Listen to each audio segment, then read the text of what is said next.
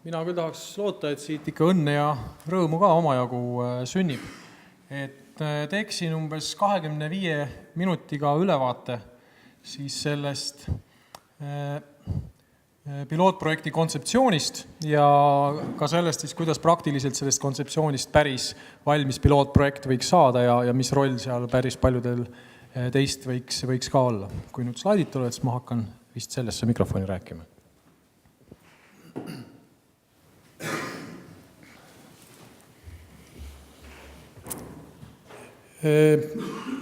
Jutu veeretamist saan ma siis alustada sealt, et selline hästi konkreetne mandaat sellega tegelemiseks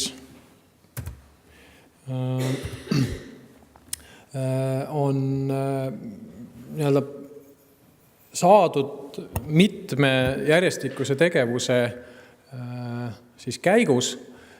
Aga enne, kui ma lähen nende ajaliste tegevuste juurde, ma tõesti püüan siis klaarida ära võib-olla natukene sellist mõistelist segadust ka. Tõenäoliselt me peame nende mõistetega tegelema, sellepärast et sõna personaalne tõesti viitab millelegi, kus tegeldakse ainult ühe inimese ja tema murega, aga see on tegelikult paarist erinevast definitsioonist kokku pandud mõte, mis on siis kirja saanud esimest korda ühte arengufondi raportisse tõesti, mida ma aitasin kirjutada ja nüüd täna on ta ka selles personaalmeditsiini pilootprojekti kontseptsioonis kirjas. Aga meie näeme seda siis tõenduspõhist, individuaalsetel terviseandmetel põhinevat, isikupõhistele või personaalsetele riskidele kohandatud, preventiivset, ennustavat ja kaasavat lähendamist nii haiguste ennetamisele kui ravile. Ehk et mõte sellest, et personaalmeditsiin tegeleb ainult ühe inimese murega, ei ole vähemasti nii, kuidas meie seda oleme mõistnud.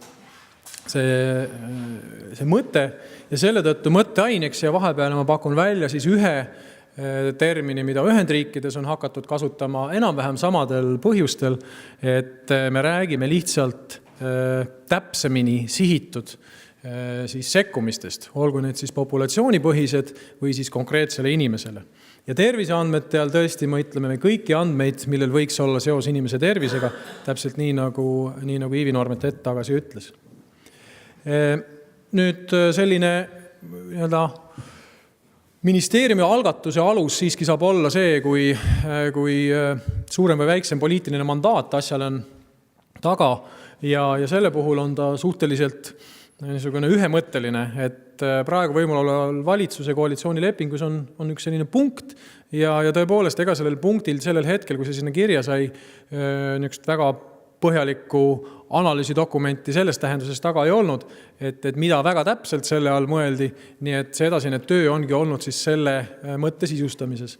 Ja nii nagu 2014. aasta 4. kvartal oli see plaani tähtaeg, nii ka tegelikult veel enne jõule valitsuse kabineti istungil see kontseptsioon oli arutlusel ja põhimõtteliselt 3 punktist koosnev otsus võeti seal vastu, et niisugust pilootprojekti algatamist toetada, seda, et 3 ministeeriumi, kellel siis on oma roll, hetke pärast ma ka näitan, milles see võiks välja näha, selle rahastamiskava ja vastutusvaldkondade kokkuleppimiseks ja selleks, et see ettevalmistustöö oleks võimalikult sisukas, siis kasutada veel ka neid olemasolevaid rahasid, mida siis Euroopa Liidu käimasoleva perioodi tõukefondidest veel kasutatud ei ole. See trepiastmestik näitab siis seda, et tõepoolest mina ise puutusin sellega kokku sellel samal Riigikogu sotsiaalkomisjonis ühel arutelul, kus professor Metspalu seda esitles. Tegelikult vist küll mingisuguseid konsultatsioone ja jutte oli juba ka enne seda, nii et need Iivi Noormeti remark, et seda on 2 aastat ette valmistatud, seda kalendrit vaadates tõesti ka nii on. Siis vahepeal on seda 2 korda Teadus-arendusnõukogu arutanud ja siis need kollased kastid näitavad siis 2 strateegiat, mille koostamisega on seda mõtet sünkroniseeritud ja kogu selle asja käigus on ta küpsenud siis tõesti selliseks, nagu see kontseptsioon praegu on ja see kõige ülemine kast siis tõesti näitab, et nüüd suure tõenäosusega võib öelda, et selline pilootprojekt käesoleva aasta teisel poolel võiks siis käivituda. Ja mis sisu on? mõned mõtted selle tausta kohta siis Arengufondi raportist, mis tegelikult siis selliste mõtetena on ka sinna kontseptsiooni üle kantud. Euroopa Komisjon on kirjutanud, et neil on terve rida ootusi ja just nimelt tervishoiu. Ehk siis mitte nüüd puhtalt teaduse mõttes, vaid reaalselt inimeste tervisega ja selle tervise parandamiseks või taastamiseks või hoidmiseks mõeldud teenustega seoses, informeeritud otsuste tegemise paranemine, täpsemini suunatud ravivõtted, vähenenud tõenäosus vastunäidustatud ravimite või muude meetodite kasutamiseks, siis liikumine haiglast ja võib-olla isegi selles mõttes perearsti kabinetist ehk meditsiinitöötajate juurest rohkem preventsioonile, haigestumise ennustamisele, kiirem sekkumine ja lõppkokkuvõttes siis ka vähenenud kasvu saavutamine tervishoiukulutuste osas, sest et ma ei usu, et tervis meile kuidagi selles mõttes vähem tähtsaks muutub, et me nüüd tahame sinna vähem raha panna. Me lihtsalt tahame saada rohkem selle eest vastu ja see kasv ei tohiks meile lihtsalt üle jõu käia. Miks praegu on võib-olla selle teemaga mõistlik tegeleda ja natukene viitas sellele ka hommikupoolikune ettekanne Liisa-Marialt, et miks näiteks ka Soome sellega tegeleb ja me hetke pärast kuuleme ka professor Paladie käest seda. Asjast on räägitud ju pikalt juba.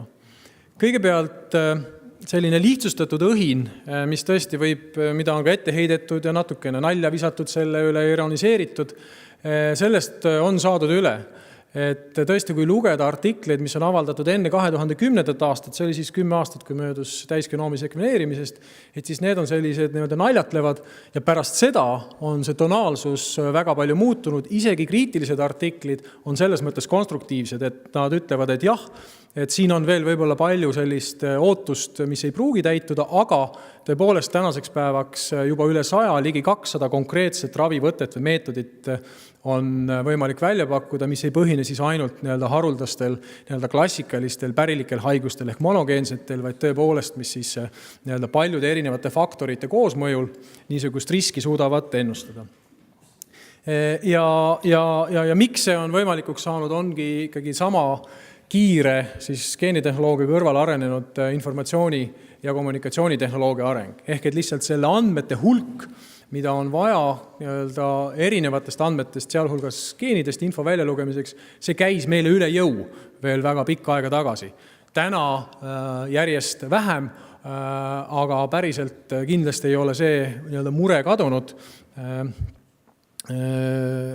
Pärastpoole võib sellest ka veel juttu teha, et tegelikult ikkagi see informatsiooni hulgaga seotud väljakutse on jätkuvalt väga suur. Inimesed tahavad. Tervishoiusüsteem laiemalt, mitte siis ainult personaalmeditsiini jaoks, ei eksisteeri ja ei saa eksisteerida ainult siis professionaalide välja mõeldud või kokku lepitud vajadustest. Täpselt nii nagu Liisa-Maria ütles, inimesed lihtsalt teevad omale erinevaid geeniteste, nad mõõdavad ennast erinevate seadmetega ja tänaseks päevaks pisitasa on näidatud, et sellel on olemas väärtus. Ei ole võib-olla pandud kõrvuti ja võrreldud kõigi teiste ravivõtetega, aga öelda, et see ei ole meie jaoks huvitav, see meie sellega ei tegele. Täpselt samasuguse retoorilises vormis viitas ka Soome kolleeg sellele, et tõenäoliselt see ei ole mõistlik viis sellele vastata. Ehk et kui mingi nähtus on muutunud ühiskonnas oluliseks, siis tark on seda ära kasutada ja selle suhtes midagi ette võtta. Ja kolmas on siis tõesti see, et juba eksisteerib genoomil ja muul isikupõhisel infol tõendatud efektiivsusega rakendusi ja nende hulk kasvab kiiresti ja kui ma ütlen kiiresti, siis ma tõesti pean silmas ikkagi 10 uusi rakendusi aastas.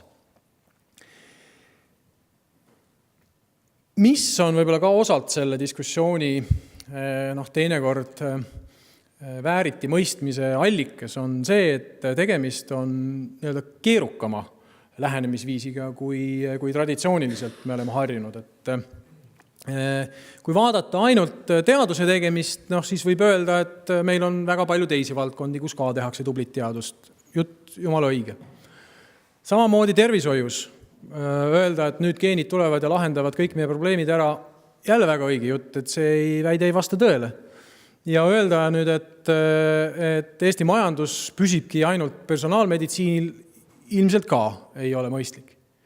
Nüüd trik seisneb selles, et kui need 3 valdkonda omavahel kokku panna, ja ma näitan pärast mõningaid argumente siia juurde, siis tekib võimendusefekt, mis on, ma väidan, suurem kui ühelgi teisel valdkonnal. Tervishoid lihtsalt on niisugune valdkond, kuhu otsitakse uusi lahendusi, mis on ühelt poolt mureks avaliku sektori rahakoormuse mõttes ja teiselt poolt inimeste jaoks oluline. Nad tahavad omada ja saada paremat tervist. Teadus, nii nagu ma ütlesin, on ka jõudnud sinna, et see on niisugune suur varaait, kust otsitakse ja loodetakse uusi teadmisi ja tavaliselt inimkonnaga on nii, et kui mingisse valdkonda läheb väga palju raha ja väga palju inimesi, siis tõenäosus on, et sealt sünnib ka uut teadmist, mida on võimalik kasutada. Ja omavahel on loomulikult sellega seotud ka tööstus, et nemad niisamuti loovad selle võimendusefekti sinna juurde. Nii et trikk võiks olla selles, kui me suudame need 3 asja koherentselt tööle panna, kust tekib siis mitte siis ainult iga valdkonna jaoks eraldi, aga tegelikult kokku summa ja väärtus nende jaoks suurem, kui et igaüks äri aetaks mingis muus valdkonnas ja teadust kusagil muus valdkonnas ja kliinikus ka tegeldakse siis natuke teise valdkonnaga. Eestil on umbes 3-4 aastat edumaad. Meie edumaa seisneb selles, et kõigepealt, kui te Soome kolleegi ettekannet tähele panite, siis üheks suuremaks barjääriks, neil on väga rikkalikud registrid olemas. Üks suur barjäär on see, et õiguslikult ei saa neid omavahel ühendada, aga õigus ei sünni kusagilt vaakumist, õigus sünnib tegelikult sellisest ühiskondlikust kokkuleppest ehk hoiakust sellele, kas me usaldame seda, kui riik, teadlased, ettevõtjad omavahel minu kohta teavad väga detailset ja põhjalikku informatsiooni. Meil on selline usk olemas. See on kõige suurem väärtus, mida eranditult iga inimene, kes Eestis on käinud, öelnud, et neil kulub väga palju aega selleks, et veenda avalikkust, poliitikuid, otsuse tegijaid, et see on võimalik väärtus, kui me kasutame erinevaid andmeid, sest me saame palju targemaid otsuseid teha. Me oleme kritiseerinud oma e-tervist, seda on teinud Riigikontroll meie eest, aga mõte, mida mina tavaliselt sinna olen juurde lisanud, ongi see, et meil on tõesti suur hulk erinevaid tükke, mille kõige suurem väärtus seisneb potentsiaalis siis kõigepealt sellele hoiakule, toetavale hoiakule vastavalt andmeid vahetada ja praktikas selles osas, et meil on võib-olla puudunud seni konkreetne eesmärk. Meil on niisugune karbitäis legoklots ja võib-olla 3 erinevast karbist kokku pandud ja selle konkreetse eesmärgi saavutamiseks meil ei pruugi seal karbis kõiki klotse olla valmis. Ja selle tõttu need, kes neid klotse teevad, ütlevad, et me oleme nii palju teinud ja see kõik on väga õige, aga neist ei ole võimalik vormida siis ühe konkreetse probleemi lahenduse komplekti ja see võiks olla nende pilootprojektide siis selline sisu, et need on komplekssed probleemid, korraga on vaja liigutada väga paljusid elemente ja oluline on see, et kõik nad on olemas, sest kui mõni tükk on puudu, see on epidemioloogiline printsiip. Et kui üks faktor on puudu selleks, et mingi sündmus juhtuks, siis seda ei juhtu, isegi kui kõik ülejäänud on olemas. Meie õigusruum ja privaatsuse käsitlus tõenäoliselt vajab täiendamist ühes ja teises kohas, aga valdavalt, jällegi teine asi lisaks sellele ühiskondlikule hoiakule, kuigi need on omavahel seoses, on selles, et meil on väga selgete arusaadavate reeglitega võimalik panna püsti tegevusi, mis seda uut teadmist aitavad luua. Ja nii nagu tänane pilt näitab või ka mõned teised, meil on võimalik olulised otsustajad tuua ühte ruumi ja põhimõtteliselt leida see konsensus kiiremini kui suurtes riikides. Need on meie erinevused ja eelised. Ja siis on meil olemas teistega võrreldav, siin me ei saa öelda, et me oleme ilmtingimata teistest paremad, aga mul on põhjust arvata, et me ei ole kehvemad, ei oma teaduse, meditsiini ega ettevõtlikkuse potentsiaali poolest. Nii et selle personaalmeditsiini potentsiaal anda fookus siis mitte personaalmeditsiinile niivõrd kui meetodile, kuivõrd kui lähenemisviisile. See on mõte sellest, et me tõepoolest otsime inimese kohta kõigi teadaolevate andmete põhjal või siis mingisuguse populatsiooni kohta sellist kõige täpsemat, sobivamat lahendust. Ja me võtame omale selliseks hoiakuks, et me seda teeme ja mida see iseenesest kliinilise praktika jaoks tähendab, mida kõik ütlevad, et kliinikus töötavatel inimestel on vaja õpetada, see on tõenäosus. Arstid või ka rahvatervise inimesed täiesti igapäevaste otsuste juures peavad hakkama opereerima tõenäosusega, sellepärast ei ole enam ühte kindlat ravijuhist, mida rakendatakse. Kõhutunde najendil, see on see arsti kunst olnud, on seda kogu aeg tehtud. Aga rakendades seda kogu süsteemis tervikuna tähendab see, et see on selline uus oskus, mis peaks olemas olema ja tõenäosus alati tähendab riski, tähendab teatud hulgal ebakindlust, see tähendab, et seda peab kommunikeerima ka patsiendiga, nii et kõik need, kes ütlevad, et ega arsti elu sellest kergemaks ei lähe, see on õige. Ta peaks minema täpsemaks, inimesed peaksid sellest saama paremat abi ja kindlasti läheb see töö huvitavamaks. See võimenduspotentsiaal võiks siis tekkida, kui nüüd vaadata kõiki neid 3 valdkondi, meditsiini mõttes siis kvaliteedist, rahulolust, e-tervise potentsiaali areng, ehk et meil on tõesti konkreetne üks fookus. Igaks üks kord on veel, see ei saa ja see ei pea olema ainuke, aga see võimaldab vajaliku hulga näiteks e-tervise komponente siis kokku leppida ja valmis teha niimoodi, et reaalselt üks vajadus saab rahuldatud ja tervishoiusüsteem peaks selle võrra olema tõhusam, kui need lahendused on täpsemini sihitud. Teaduse mõttes uute ravi- ja diagnostikameetodite leidmine, uute uurimismeetodite kasutusele võtmine, andmebaaside põhine teaduse tegemine, mustrite otsimisel põhinev teaduse tegemine, mitte siis ainult hüpoteesi põhine, data-driven science ja teadusraha võimendus mitmekorda.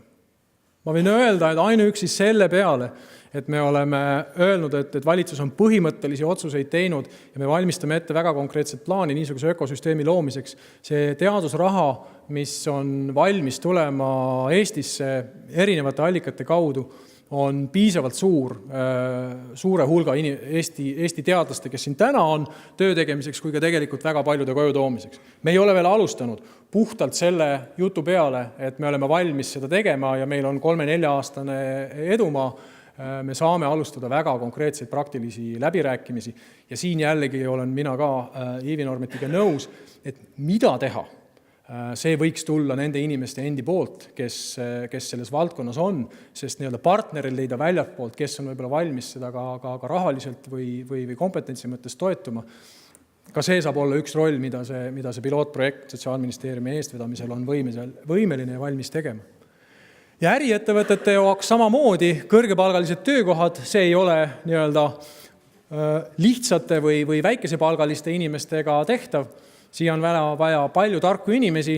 Ma küll saan aru, et see 1500 IKT töötajad, see park, mis tehakse, et see on peaaegu täis juba, nii et ma ei tea, võib-olla peate sinna juurde ehitama seda, aga igal juhul mõte on selles, et seda sorti inimesi, kes siis selle andmetöötlusega või siis ka selle pealt uute toodete arendamisega tegelevad, et neid võiks tulla siia juurde ja Eesti oma inimesed võiksid ka siia sektorisse liikuda rohkem.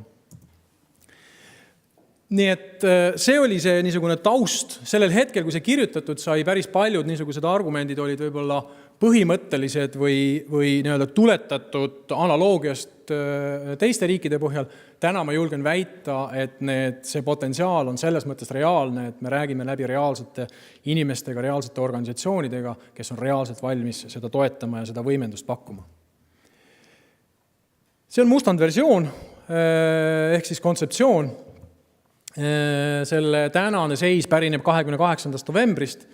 Me oleme siis esitlenud seda erinevates kogudes ja tänaseks päevaks siis kokku leppinud ka Haridus- ja Teadusministeeriumiga, et nad on valmis toetama siis selle kontseptsiooni arendamist siis tõsiseks projektiks, millel on siis hästi selge partnerite ring, väga selge valitsemise mudel, kuidas seda tehakse ja kuidas siis reaalselt mõõdetakse ka seda tulemust, millele Iivi Normet viitas.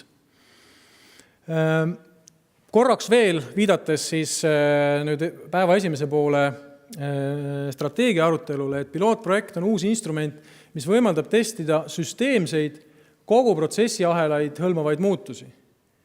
Meil on vaja, nii nagu ma ütlesin, kliinikus toimub töö natuke teistmoodi, et mitte öelda päris palju teistmoodi. Arsti ja patsiendi suhe on teistsugune, juhitakse riske, ei anta lihtsalt mingisugust konkreetset ravi, öeldakse, et kui ei aita, tulge 2 nädala pärast tagasi.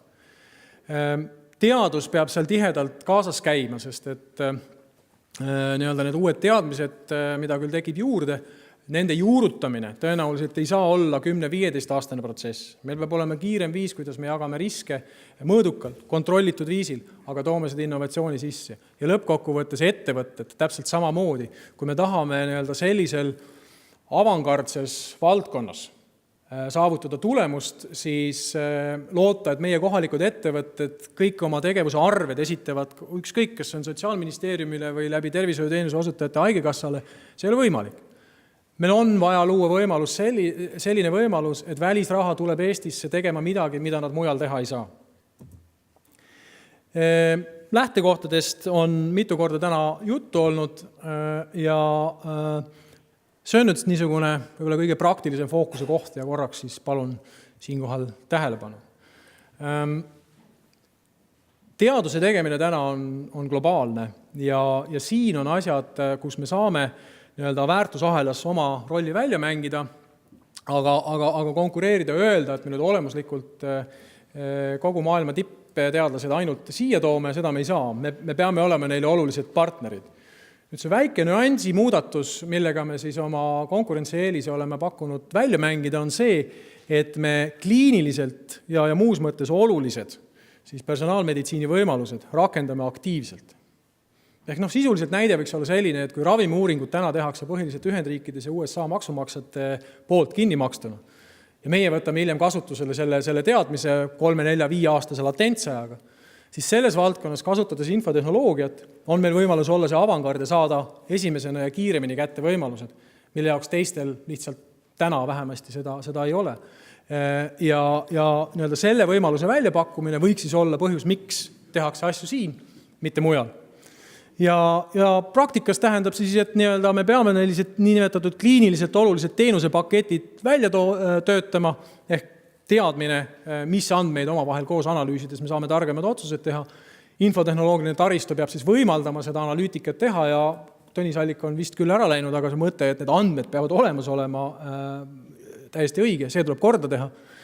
Ja siis luua niisugune mehhanism, kus see teadmine pidevalt uueneb nii arstidel eesliinil kui ka tegelikult seal taga taustal oleva teaduse tegemise juures. Ja eesmärgid 3 tükki, et kus me siis teame, et me oleme või kuhu suunas me liikuma hakkame, et mõõdetavad tulemused on ka välja pakutud, paari slaidi pärast näitan. Me tahame valideerida siis personaalmeditsiini rakendatavust ja efektiivsust, tõsi, pilootprojekt on nii, nagu Iivin Arvet mainis, selline, kus me ei saa kõiki tulemusi garanteerida. Ja seda, et sinna on sisse kirjutatud mingisugune hulk määramatust ka selles ulatuses, et mõni asi ei pruugi välja tulla. Muud moodi mõja ei kujuta ette, et innovatsiooni on võimalik teha. Aga me saamegi siis teada tulemuse, mis töötab ja mis ei tööta ja loodetavasti, kui töötab, siis miks töötab, et seda vajadusel korrata. Me arendame välja informaatika ja andmehaldustaristu ja me juurutame siis sellise ökosüsteemi, kus kõik need erinevad osapooled teavad, kuidas omavahel koostööd teha. Meil on olemas otsustamiseks, kokkuleppimiseks, mingisuguste tulemuste hindamiseks, mehhanismid ja rahaga nende käigus hoidmiseks. Ehk et selline teadmussiire siis ülikoolidest praktikasse toimuks kiiresti. Mul tekkis hommikupool üks arutelu ajal mõte, kui öeldi, et meil võetakse umbes 50 erinevat uut tehnoloogiat kasutusele. Valdavalt need tehnoloogiad on välja mõeldud mujal. Et ma ei mäleta kahjuks, mis oli see konkreetne meetod, mida Peep Talving oma selles filmis Teel püramiidi tippu kommenteeris, kus tal oli vaja siis mingisuguse operatsiooni käigus toetust panna ja siis ta puhus lihtsalt kummikinde täis ja pani sinna vahele ja sellest arenes lõpuks välja siis mingisugune uus meetod. Vot see on see teadmussiire, mille võimekust tahaks Eesti tervishoidu sellega tuua. Mitte, et me ei osta General Electricu käest tõesti väga vahva kalli aparaadi ja maksame kogu selle intellektuaalomandi kinni ja võtame selle siis siin kasutusele. Me teeme seda ka, aga me ei tahaks olla ainult mujal välja mõeldud teadmise kopeerijad, me tahaks olla siin luua täiesti uut teadmist, mida mujal ei tehta. Ja mis me siis lõpuks näppude vahel jääb? Meil on olemas hinnang, mis töötab, mis ei tööta. Meil on olemas see taristu ja andmehalduse põhimõtted, kuidas need erinevad andmebaasid omavahel koos käivad. Meil oli eile sellekohane arutelu, et kas me tassime kõik ühte kohta kokku või meil on mingi hajussüsteem. Kõik need printsiibid on meil siis olemas 3 aasta pärast. Meil on olemas selline edukas teadmussiirde võimekus ja meil on olemas välismaise investeeringute kaasamise võimekus. Me suudame reaalselt tuua väljast poolt teadusraha sisse, mitte siis ainult seda, mille eest siis kõik käivad ja koputavad kas Haridus-Teadusministeeriumi või jätagi uksele ja kohati lähevad minu meelest natuke isegi inetult tülli selle peale, et kes siis nüüd ikkagi raha saab. Et teeks selle pirukatüki suuremaks. 4. meil on olemas otsuse toe või ka teiste IT-rakenduste kogemus. Kui need töötavad meil, siis uskuge mind, nende järele on vajaduse janu ka mujal. Neid on võimalik müüa ja turustada. Ja täpselt samamoodi. Meil on olemas võimekus ja oskus arendada uusi tooteid, tehnoloogiaid ja seda tulevad siia kasutama siis läbi inimeste või ka läbi investeeringute teised. Tõmban lõpu hästi selles mõttes praktiliselt kokku, et pigem võib-olla jätta ruumi arutluseks. 6 komponenti, käin nad läbi ja peatun ainult pealkirja tasemel ja tekst on siis ise lugemiseks.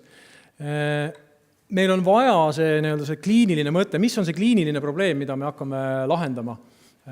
Kokku leppida ja siis ära proovida ja see kliiniline probleem eeldab seda, et meil on olemas täisahel. Meil on olemas põhimõtteline eeldushüpotees, et selles valdkonnas on personaliseeritud ehk isikupõhine lähenemine võimalik. Meil on olemas need andmed, meil on võime neid andmeid analüüsida ja meil on olemas tegelikult ka kliinilised championid, kes on valmis seda eest vedama ja siis meil peab olema võime siis ka oma arstid ja avalikus patsiendid koolitada. E-tervise süsteem, mitu korda siit läbi käinud, et seal on väga palju vaja teha, aga meil on pool vähemasti olemas ja me saame kindlasti selle kaudu need vajalikud tükid just nimelt selle eesmärgi nimel kokku leppida, et kui muidu räägitakse, et meil on standardeid vaja, siis kahtlemata on vaja, aga milliseid standardeid? Nüüd me teame, et kui me need probleemid ära lahendame, siis nende probleemide lahendamiseks standardid on need, millega me esimesena tegeleme. Teadus- ja arendustegevus, sellest ma juba ka enne rääkisin, see on uus. See on uus kõigi jaoks. Ka mina olen selle protsessi käigus õppinud kommunikeerides väga erinevate inimestega nii kodus Eestis kui ka välismaal. Aga samasugust kommunikatsiooni on vaja nii professionaalidel omavahel, erinevates sektorites, tervise ja infotehnoloogia valdkonnas, aga siis ka ühiskonnas laiemalt. See on väga oluline kommunikatsiooniprojekt või tegevus, millega selle piloodi käigus tuleb tegeleda. Ja mainitud ettevõtted tuleb kuidagi kaasata. See tähendab, et me kogume kokku minu poolest geeniandmed ja siis paneme veel terviseandmed ja kõik muud andmed kokku ja siis müüme kalli raha eest kuhugi maha. See ei tööta nii. Meil on vaja palju paindlikumaid viise, kuidas äri ajada. Maailma Majandusfoorumi konkurentsivõime edetabelis kõige kehvemad hinded on Eesti majandus saanud selle eest, et meie majandusstruktuur on primitiivne. See ongi üks instrument, kuidas me seda oma majandusstruktuuri saame palju keerukamaks, sest siis me saame väärtusahelas ronida ülesse poole. Ja lõpuks tuleb loomulikult anda ka kogu sellele asjale hinnang, aga see ei ole triviaalne ülesanne nii keerukate asjade puhul. Tavalised, tavapärased tervisetehnoloogiate hindamise metoodikad siin ei sobi. Neid tuleb edasi arendada selleks, et hinnata nii keerukat muudatust, nagu me oleme plaaninud. 3 ministeeriumi, Sotsiaalministeerium veab eest ja suuremat osa nendest asjadest, mis kirjas sai, rahastab ise, aga teeb kindlasti teadust koos Haridus- ja Teadusministeeriumiga ja Majandus-Kommunikatsiooniministeeriumiga teeb ettevõtluse arendamist ja infotehnoloogia investeeringuid, aga kuna IKT-oskus on nii universaalselt tarvilik, kuna me ehitame e-ühiskonda, mitte siis ainult tervishoius, vaid laiemalt, siis tegelikult Majandus- ja Kommunikatsiooniministeeriumil on väga suur huvi, et niisugune oskus oleks olemas, sealhulgas ka tervishoiusektoris, nii et ka siin saame me nendega koostööd teha. Selline esialgne loetelu koostööpartneritest, kellega me kõigiga oleme ühel või teisel moel juba tänaseks päevaks ka suhelnud ja nüüd pisitasa sisendanud neid kindlust sellest, et niisugust projekti on võimalik teha. Me ootame ja näeme neid oluliste osapoolte ja partneritena, sest see ei ole selline 30 000 niisugune väike tsiks, vaid et me tõesti, nii nagu Ivi Normet ütles, võtame väga suure riski ja me siis loodame mitte hajutada seda riski, vaid seda riski kandmist jagada siis nende partneritega, kellel on olemas vastav oskusteave ja inimesed. Plaan selline, et esimese poolaastaga teha valmis eeluuring, nii et saaks kohe lendstardist alustada siis aasta teisest poolest, kui siis uue perioodi struktuurivahendite rahad on olemas mõnel puhul ja ilmselt selline väga äge ja aktiivne tegevus läheb siis tööle 2016. aastast, et ka riigieelarve vahendite planeerimine selle jaoks siis on juba praegu põhimõtteliselt alanud. Ja lõpetuseks, me ei ole üksi selles asjas, me kohe hetke pärast kuuleme, kuidas asi toimub Soomes. Hiljuti Eestis käinud professor Lander on mitte ainult meil siin, mitte ainult sellist lip-talki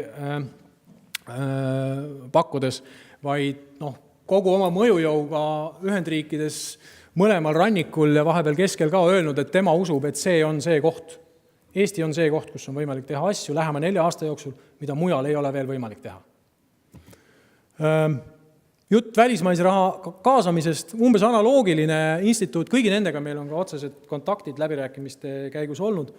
Nii-öelda süsteemibioloogia instituut,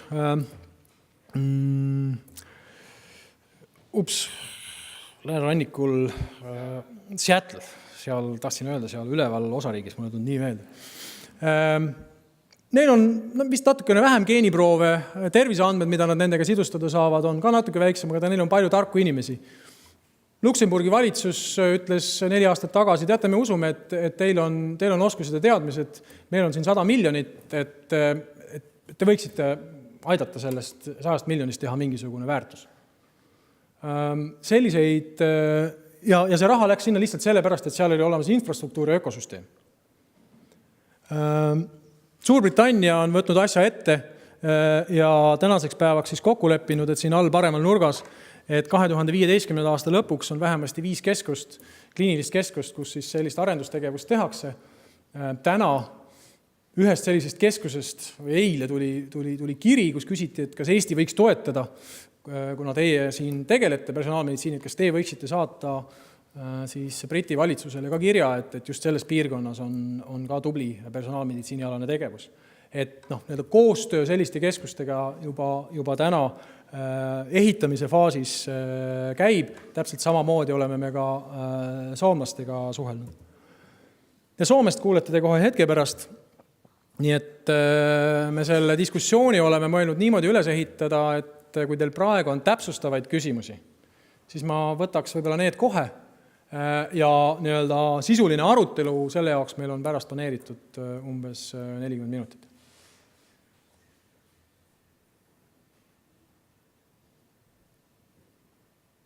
Kui täpsustavaid küsimusi ei ole, siis ma lülitun iseenesest inglise keele peale üle